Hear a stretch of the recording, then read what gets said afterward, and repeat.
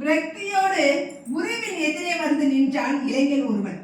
இந்த உலகத்தை புரிந்து கொள்ளவே முடியவில்லை சுவாமி என்றான். ஏன், என்னாயிற்று என்று கேட்டார் குரு. நான் எதை செய்தாலும் அது மற்றவர்களுக்கு பிடிக்கவில்லை. நான் அவர்களுக்கு நல்லது செய்தாலும் என்னை வெறுத்து ஒதுக்கி விடுகிறார்கள். எனக்கு நேரம் சரியில்லை என்று நினைக்கிறேன். என்ன செய்வதென தெரியவில்லை.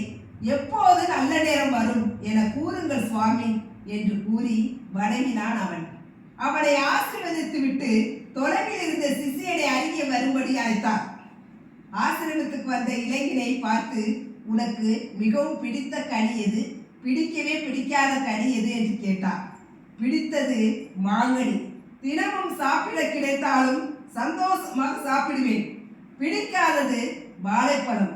கோடி ரூபாய் கொடுத்தாலும் அதை சாப்பிட விரும்ப மாட்டேன் என்றான் அவன்.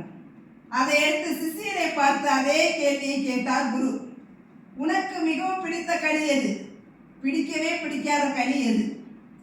பிடித்தது வாழைப்பழம், பிடிக்காதது மாங்கனி என்று பதிலளித்தான் சிஷியன். புன்னகையுடன் இளைஞனை பார்த்தார் குரு. உன் நேரத்துக்கும் மற்றவர்கள் வெறுப்பதற்கும் எவ்வித சம்பந்தமும் இல்லை என்பது இதிலிருந்து புரிகிறதா என்றார். அதற்கு அவன், புரியவில்லை சுவாமி என்றார். உனக்கு புரிகிறதா என சிஷியனை பார்த்து கேட்டார் குரு. ஆம் குருவே என்றவன் தொடர்ந்தான். அவருக்கு மிகவும் பிடித்த மாங்கனி எனக்கு பிடிக்காது. எனக்கு மிகவும் பிடித்த வாழைப்பழம் அவருக்கு பிடிக்கவே பிடிக்காது. என்னை மகிழ்விப்பதாக எண்ணிக்கொண்டு அவர் மாங்கனிகளை கொடுத்தால் அது எனக்கு வெறுப்பையே கொடுக்கும்.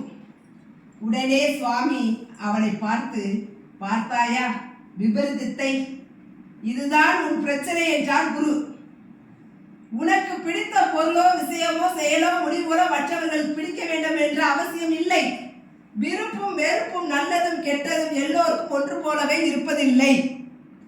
ஆகவே மற்றவர்களுக்கு உதவி செய்வதாக நினைத்து கொண்டு தொந்தரவு செய்து விடுகிறாய். நீ எதையும் உனது கோணத்திலிருந்து அணுகும் மனம் கொண்டிருக்கிறாய். அடுத்தவர்களது கோணத்திலிருந்து பார்த்து அவர்கள் எதிர்பார்ப்பதை செய்யும் மனப்பக்குவம் இருந்தால் யாரும் உன்னை வெறுக்க மாட்டார்கள் என்று கூறி முடித்தார்.